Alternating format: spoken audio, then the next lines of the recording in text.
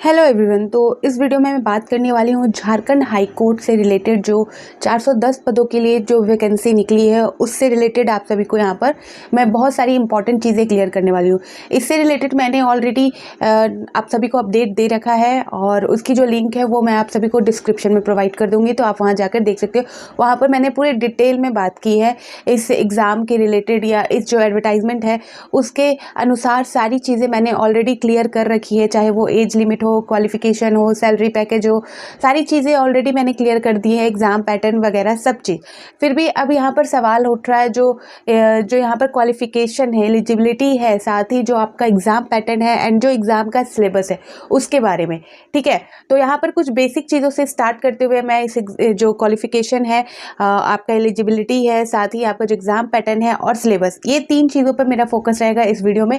Main इस 3 चीज़ों को क्लियर करूँगी क्योंकि सारी चीज़ें इंपॉर्टेंट जो चीज़ें थी, जो अपडेट मुझे देना था, जैसे ही पब्लिक नोटिस जारी हुआ वैसे ही मैंने आप सभी को पहुंचा दिया है। तो जिन्होंने नहीं देखा उनके लिए मैं आप सभी को डिस्क्रिप्शन में लिंक दे दूंगी, वहां पर आप जाके देख सकते हो वीडियो में। वहां पर मैंने डिटेल में बात की है, ठीक है। लेकिन फिर भी जो सिलेबस से रिगार्डिंग जो क्वेश्चन किए जा रहे थे उसे यहाँ पर हम क्लियर करेंगे। सिलेबस, एग्जाम पैटर्न, वो सारी चीज़ें फिर से मैं यहाँ पर क्लियर करने वाली हूँ आप सभी को। वैसे मैंने सिलेबस नहीं बताया था क्योंकि मैंने बोल रखा था कि सिलेबस के लिए अलग से मैं आप सभी को बता दूंगी, ठीक है। तो यहाँ पर हम बात करेंगे सिलेबस, वो भी ऑफिशियल नोटिस या ऑफिशियल एडवर्टाइजमेंट के अनुसार बात करेंगे यहाँ पर, ठीक है। तो बेसिक चीज़ें यहाँ क्लियर कर देती हूँ आप सभी की फिर से जो देख रहे, जो फर्स्ट टाइम देख रहे हैं, जिनको फर्स्ट टाइम पता चल रहा है इस वैकेंसी के बारे में, तो उनके लिए मैं यहाँ पर फिर से एक बार थोड़ा टाइम लेते हुए रिपीट कर देती हूँ, ठीक है, इंपॉर्टेंट चीज़ें। और जिन्होंने देख रखा है, जिनको नॉलेज है, तो उनके लिए यहाँ पर मैं सिलेबस पे खासकर फोकस मेरा रहेगा, सिलेबस पे और एग्जाम पैटर्न पे बात करूंगी, ठीक है। तो यहाँ पर देख सकते हो ये जो ऑफिशियल नोटिस है ये आपको झारखंड जो हाई कोर्ट है उनके ऑफिशियल वेबसाइट में देखने को मिल जाएगा।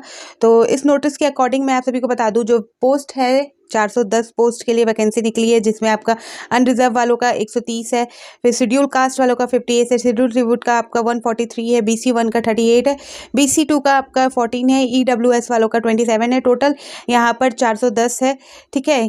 आप यहाँ पर देख सकते हो टोटल जो है 410 है, ठीक। वुमेन के लिए 14 यहाँ पर टोटल है। आगे यहाँ पर बता देती हूँ, जो स्टार्टिंग यानी कि जो एप्लीकेशन फॉर्म फिल करने का डेट ऑलरेडी स्टार्ट हो चुका है। 10 अप्रैल से ये जो एप्लीकेशन फॉर्म है फिल करना स्टार्ट हो चुका है और इसकी जो लास्ट डेट है वो आपका 9 मई है, ठीक है। तो अब ज़्यादा दिन नहीं है, आप लास्ट डेट का वेट मत करना, उससे पहले कोशिश करो आप कंप्लीट करने का, क्योंकि इस फॉर्म में सिर्फ लास्ट डेट और स्टार्टिंग डेट और लास्ट डेट के बारे में बात की गई है। यहाँ पर कोई करेक्शन डेट के बारे में कुछ भी बताया नहीं गया है। इसलिए जब भी आप इस फॉर्म को फिल करें तो पूरे तरीके से आप श्योर हो जाए, सारी चीज़ें आप श्योर करते हुए सारी डॉक्यूमेंट के साथ आप भरे और सही तरीके से भरे। मिस्टेक बिल्कुल मत कीजिएगा, गलती मत कीजिएगा। कोई चांस नहीं हो सकता यहाँ पर अगर कोई करेक्शन डेट जारी होगा कि नहीं होगा, ये भी श्योरिटी नहीं है। इसलिए वैसा काम ही मत करें कि आपको करेक्ट करने की ज़रूरत पड़े।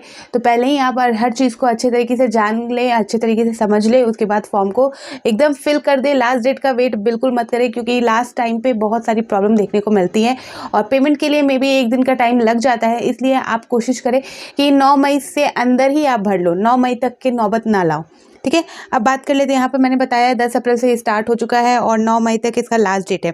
यहाँ पर कोई भी करेक्शन डेट या कोई भी जो फोटो या सिग्नेचर ऐसा कुछ यहाँ पर मेंशन नहीं किया गया है, डेट अलाउ नहीं किया गया है, सिर्फ फर्स्ट और लास्ट डेट के बारे में बात की गई है, ठीक है। करेक्शन डेट में भी नहीं ये लोग अलाउ करें, इसलिए यहाँ पर बोल रही हूँ मैं कि सही तरीके से भरिएगा। और जो आपका ये जो पोस्ट है 410 वो आपका असिस्टेंट एंड कलर के लिए है, ठीक है। यहाँ पर देख सकते हो assistant clerk for civil courts of the state of Jharkhand. और जो पे यानी कि जो सैलरी है वो आपका लेवल 4 इन द 7 PRC, ठीक है। पेमेंट सैलरी जो आपका है, पे स्केल जो है आपका 25,500 से 81,100 है, ठीक है। अब बात कर लेते हैं क्वालिफिकेशन या एलिजिबिलिटी की बात करूं मैं यहाँ पर, तो ऑलरेडी मैंने क्लियर किया है, ग्रेजुएशन होना चाहिए, ठीक है। नॉर्मल ग्रेजुएशन हो सकता है, बीटेक, एमटेक, ये सारी चीज़ें भी हो सकती है। और आपका जो कंप्यूटर नॉलेज है, वो कंप्यूटर स्किल, खासकर जो टाइपिंग है उस पर फोकस करना है आपको। जो टाइपिंग स्पीड है, टाइपिंग स्किल है, उस पर यहाँ पर ऐसा कोई मेंशन नहीं किया गया कि इंग्लिश टाइपिंग या हिंदी टाइपिंग, बट दोनों चीज़ की नॉलेज आप ले लेना। और मेरे ख्याल से एग्ज़ाम पहले आपका रिटर्न है, फिर उसके बाद आपका स्किल टेस्ट है, यानी कि कंप्यूटर का जो स्किल टेस्ट होगा वो होगा, उसके बाद इंटरव्यू। तो रिटर्न एग्ज़ाम दो आप, और जिनको वैसे तो टाइपिंग कर सकते हो, टाइपिंग सबको आजकल कंप्यूटर बहुत कॉमन चीज़ हो गया है, सबको पता है किस तरह से टाइप किया जाता है। लेकिन यहाँ पर देख सकते हैं, यहाँ पर टाइपिंग आपको स्पीड खोजा जा रहा है, टाइपिंग स्पीड, उसके बारे में हम आगे बात करेंगे, ठीक है। तो यहाँ पर कंप्यूटर की जो टाइपिंग के, खासकर टाइपिंग की बात कर रहे हो, तो इंग्लिश हिंदी दोनों आप सीख लेना। यहाँ कोई मेंशन नहीं किया कि इंग्लिश टाइपिंग या हिंदी टाइपिंग, ऐसा कोई बात नहीं बोला गया। तो दोनों आपको होना चाहिए, टाइपिंग स्पीड में आपका हाथ अच्छा होना चाहिए, ठीक है। आगे यहाँ पर देख सकते हैं, ये सारी चीज़ें मैंने ऑलरेडी क्लियर कर रखी है आप सभी को, एलिजिबिलिटी क्राइटेरियाज, सारी चीज़ें ऑलरेडी मैंने क्लियर की हैं यहाँ पर। और जो जहाँ अभी मैंने टाइपिंग की बात की, तो टाइपिंग यहाँ पर आपको बताया गया कि मिनिमम टाइपिंग स्पीड जो है वो 20 PM, यानी कि आपका जो यहाँ पर 1 मिनट में आपको 20 वर्ड्स वगैरह यहाँ पर कुछ टाइप करने को बोला जा सकता है। और आगे देखेंगे, इससे रिलेटेड जो सिलेबस है उसमें बताया गया है, ठीक है। और यहाँ पर सारी चीज़ें मैंने ऑलरेडी क्लियर की है, इसलिए मैं यहाँ पर पूरे चीज़ को फिर से डिटेल में नहीं बताऊंगी। जो एज लिमिट की बात करूँ तो 21 साल मिनिमम है, और 35 जो है मैक्सिमम 35 साल, ठीक है। और यहाँ पर बात कर लेती हूँ मैं डायरेक्ट, अब आते हैं, बात करते हैं एग्ज़ाम पैटर्न की, ठीक है। तो ये सिग्नेचर, ये जो आप देख रहे हो, ये आपका फ़ोटो एंड सिग्नेचर अटैच करने के लिए है, यहाँ पर बताया गया है, ठीक है। किस तरह से आपको करना है, फॉर्मेट वगैरह, डॉक्यूमेंट साइज़ वगैरह, वो सारी चीज़ें यहाँ पर मेंशन की गई है। फ़ी बता रखा है मैंने, फ़ी आपका जो आपका जर्नल वाले हैं, अनरिज़र्व EWS BC1 BC2 को 500 रुपये लगेंगे, और जो आपका ST SC है उनका 125। पेमेंट का जो सोर्स है वो डेबिट क्रेडिट कार्ड, ठीक है, और UPI एंड नेट बैंकिंग, ठीक। नेक्स्ट यहाँ पर हम देख लेते हैं थोड़ा, और ऑलरेडी मैंने ये एप्लीकेशन फॉर्म के लिए जो इम्पोर्टेंट डायरेक्शन वगैरह, इंस्ट्रक्शन वगैरह दिया गया है, वो भी मैंने ऑलरेडी क्लियर कर दे रखा है अगले दूसरे वीडियो में। उसकी भी जो लिंक है वो भी मैं डिस्क्रिप्शन में प्रोवाइड कर दूंगी, तो प्लीज़ आप देख लेना। एप्लीकेशन फॉर्म फिल करने से पहले आप सभी को क्लियर होना चाहिए, ताकि कोई मिस्टेक ना हो आगे जाके। और जो डॉक्यूमेंट आपके पास है, जो ओरिजिनल डॉक्यूमेंट है, उसी के अनुसार आप फॉर्म फिल कीजिएगा, क्योंकि इंटरव्यू वगैरह होते हैं तो वहाँ पर आपके डॉक्यूमेंट चेक किए जाते हैं, ठीक। आगे यहाँ पर देख सकते हैं, जो आप बात कर लेते हैं exam pattern and exam syllabus जो है उस पे, तो यहाँ पर देख सकते हो, जो सिलेबस के बारे में बात करें, जो पोस्ट है आपका, post of assistant and clerk for civil court of the state of Jharkhand, ठीक। तो यहाँ पर आपका जो एग्जाम पैटर्न है वो है आपका पहला, यहाँ पर देख सकते हो जो नोटिस है, ऑफिशियल नोटिस है, उसके अनुसार यहाँ पर जो रिटन टेस्ट होगा आपका 90 मार्क्स का, यानी कि 90 नंबर का आपका रिटन टेस्ट होगा, ठीक। और ये जो उसमें जो ड्यूरेशन ऑफ टाइम जो दिया जाएगा, टेस्ट का जो टाइम है यहाँ पर 2 घंटे आपको दिया जाएगा। और जो विकलांग मतलब है उनको 20 minutes for each hour will be provided to the candidate belonging to person with the disability category, ठीक है। तो उनको 20 मिनट्स जो है वो एक्स्ट्रा दिए जाएंगे पर आवर, ठीक है। तो यहाँ पर बताया गया है आप इनका कि जो ईच आवर, यानी कि 2 घंटे का एग्जाम होगा, तो आपका 1 घंटे का 20 मिनट एक्स्ट्रा, और फिर सेकेंड घंटे का जो होगा तो उसका 20 मिनट एक्स्ट्रा, ठीक है। तो 40 मिनट आपको मिल सकते हैं एक्स्ट्रा, ऐसा यहाँ पर बोला जा रहा है कि आपको जो जो डिसेबल है उनके लिए। बाकी जो नॉर्मल है उनके लिए 2 घंटे का ये टाइमिंग होगा, जो रिटन टेस्ट होगा 90 मार्क्स का, उसकी बात हो रही है। अब बात कर लेते हैं क्वालिफिकेशन मार्क, तो यहाँ पर 40% दिखाया जा रहा है। UR EWS यहाँ पर आप देख सकते हो 40%, EWS BC1 BC2 40%, and SC ST वालों को 30%, ठीक है। तो मैं यहाँ पर पहले बता दूँ, इस चक्रों में मत रहिएगा कि आपको 40% ही मार्क्स चाहिए, या ST SC है तो 30% ही चाहिए। जितना आप मार्क्स ला सकते हो उतना अच्छा होगा, जितने नंबर आप ला सकते हो उतना अच्छा होगा, क्योंकि जो कट ऑफ होता है, कट ऑफ ये नहीं देखता। बहुत टाइम ऐसा होता है कि कट ऑफ जिस हिसाब से जाता है, या बहुत सारी तादाद में अगर एग्ज़ाम दिए गए हैं, कट ऑफ के अनुसार डिसाइड किया जाता है। तो यहाँ पर अगर आप रिटन टेस्ट में सोचोगे कि आपको सिर्फ 40% ही लेके आना है, तो ऐसा नहीं होता है। ज़रूरी नहीं है कि आप क्वालिफाई कर जाओ। तो इसलिए यहाँ पर 40-30 के चक्कर में मत रहिएगा। आप जितना चाहो, जितना मेहनत करके, जितना आप अच्छे तरीके से एग्ज़ाम देके जितना स्कोर कर सकते हो रिटन टेस्ट में, तो कीजिएगा, ठीक है। अब यहाँ पे बात कर लेते हैं सेकंड जो स्किल टेस्ट है, जो जिसमें कंप्यूटर स्किल टेस्ट होगा आपका, qualification in nature, qualifying in nature, ठीक है। तो ये 5 मिनट इसमें टाइम दिया जाएगा, जिसमें आपको 100 वर्ड लिखने होंगे, 20 वर्ड पर मिनट। तो जैसा कि मैंने कहा कि 20 वर्ड आपको टाइप करने होंगे पर मिनट, यानी कि 1 मिनट में आपको 20 वर्ड टाइप करने हैं, और वो टोटल आपको 100 वर्ड यहाँ टाइप करने, ठीक है। 5 मिनट का टाइम है, 5 मिनट इंटू आपका हो जाएगा 20, तो कितना हो गया 100, ठीक है। यहाँ पर टाइम के हिसाब से 1 मिनट का आपको 20 लग रहा है यहाँ पर, 1 मिनट का आपको 20 वर्ड आपको टाइप करना है, ठीक है। तो 1 वर्ड, तो यहाँ पर आपको 5 मिनट दिया जा रहा है, 20 × 5 तो यानी कि 100 वर्ड हो गया यहाँ पर।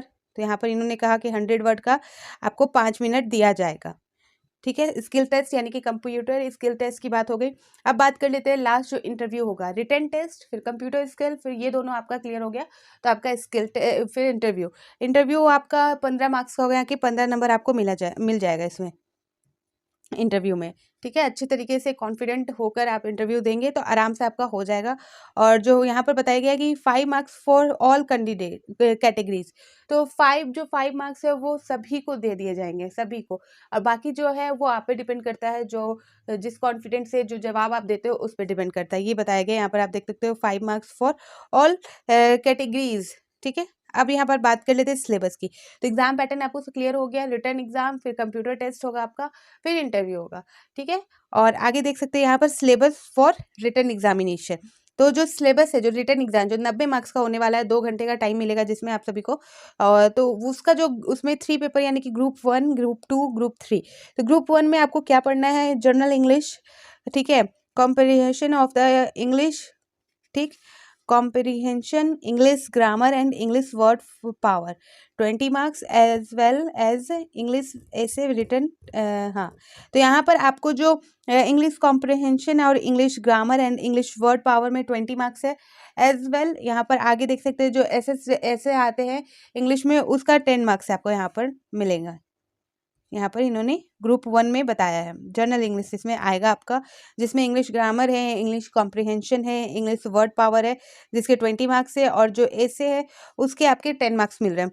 आगे देखेंगे यहाँ पर ग्रुप बी में कि ऑब्जेक्टिव जनरल नॉलेज, जिसमें 30 मार्क्स का है, जो ऑब्जेक्टिव टाइप क्वेश्चन होंगे जिसमें आपका जनरल नॉलेज होगा 30 नंबर का, यहाँ पर वो क्वेश्चन पूछे जाएंगे।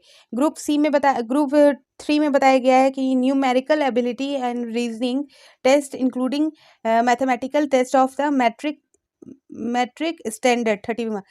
तो यहाँ पर जो मैट्रिक लेवल का जो आपका मैथ्स होता है, न्यूमेरिकल एबिलिटी और जो रीजनिंग पूछा जाता है, जो मैथ्स होता है उससे रिलेटेड क्वेश्चन होंगे, जहाँ पर मैट्रिक स्टैंडर्ड यहाँ बताया गया है। 30 नंबर इसमें भी दिए जाएंगे, तो यानी कि 30 नंबर आपका इसमें ग्रुप 1 में, ठीक है, 30 नंबर आपका ग्रुप 2 में, और 30 नंबर आपका ग्रुप 3 में, तो टोटल आपका 90 अंक, ठीक है। जहां पर इन्होंने बताया है कि 90 नंबर का आपका क्वेश्चन पूछा जाएगा, 90 नंबर का रिटर्न एग्जाम होगा, तो यहाँ पर 30 + 30 + 30 90, ठीक है। अब बात कर लेते हैं कंप्यूटर स्किल टेस्ट की। तो यहाँ पर कंप्यूटर स्किल टेस्ट में बताया जा रहा है कि computer skill test shall be qualifying in the nature, ठीक है। तो नेचर पे क्वालिफाइंग द नेचर इन बोला गया पहले भी, the merit list of the candidates for the purpose of the appointment में B prepared on the base of a written test to be followed by the test for working on the computer the knowledge on the typing and तो जो return यहाँ पर बताया गया, जैसे कि computer skill है आपका जो क्वालिफाइंग इन नेचर, एंड जो रिटर्न टेस्ट है उसके उस एग्ज़ाम को क्लियर करने के बाद आपका कंप्यूटर स्किल टेस्ट होगा, और उसके बाद आपका इंटरव्यू होगा, ठीक है। तो आपका जो प्रोसेस है वो रिटन टेस्ट पे बेस्ड है। अगर रिटन टेस्ट आप क्वालिफाई नहीं कर पाओगे तो बाकी प्रोसेस आप नहीं कर सकते हो, बाकी के लिए आपको नहीं बुलाया जाएगा, ठीक है। यहाँ पे बताया गया सेकंड नंबर में बताया जाएगा only the candidate getting the qualifying marks in the written test shall be call the computer skill test and interview. तो जो चीज़ मैंने अभी क्लियर किया आप सभी को कि रिटन एग्जाम अगर आप क्वालिफाई कर जाते हो, अगर रिटन एग्जाम आप निकाल लेते हो, तभी आपको आगे के प्रोसेस के लिए बुलाया जाएगा, कॉल किया जाएगा, कॉल लेटर या वगैरह आपको भेजा जाएगा। थर्ड नंबर बताया जा रहा है कि the candidate will be asked to type passage of the 100 word 20 word. हाँ, तो ये तो पहले ही ऑलरेडी मैंने क्लियर कर दिया है कि 100 वर्ड का रहेगा और 1 मिनट में आपको 20 वर्ड टाइप करना है। यहाँ पर मेंशन नहीं है कि इंग्लिश या हिंदी दोनों हो सकता है, तो इसलिए दोनों की नॉलेज आप ले लेना, दोनों की प्रैक्टिस आप कर लेना, ठीक है। और जितनी स्पीड टाइप कर सकते हो उतना अच्छा रहेगा। तो ये था जो आपका exam pattern and exam syllabus. तो ऑलरेडी मैंने सारा चीज़ पहले भी क्लियर कर दिया, और उसकी जो लिंक है वो डिस्क्रिप्शन में मैं प्रोवाइड कर दूंगी। एप्लीकेशन फॉर्म भरने से पहले जो इंपॉर्टेंट इंस्ट्रक्शन वगैरह दिए गए थे वो भी मैंने क्लियर किया, तो उसकी भी लिंक मैं प्रोवाइड कर दूंगी, तो वहाँ से भी आप जाकर देख सकते हो डायरेक्ट। और बात था एग्ज़ाम पैटर्न और सिलेबस, उसके रिलेटेड जो अपडेट थी वो मैंने इस वीडियो में आप सभी को क्लियर कर दिया है। अगर फिर भी कोई डाउट है तो आप कमेंट सेक्शन में बोल सकते हो, मैं नेक्स्ट वीडियो में कोशिश करूँगी कि उसे भी क्लियर कर दूँ। तो ठीक है, तो फिर मिलती हूँ नए अपडेट के साथ, तो बाय बाय।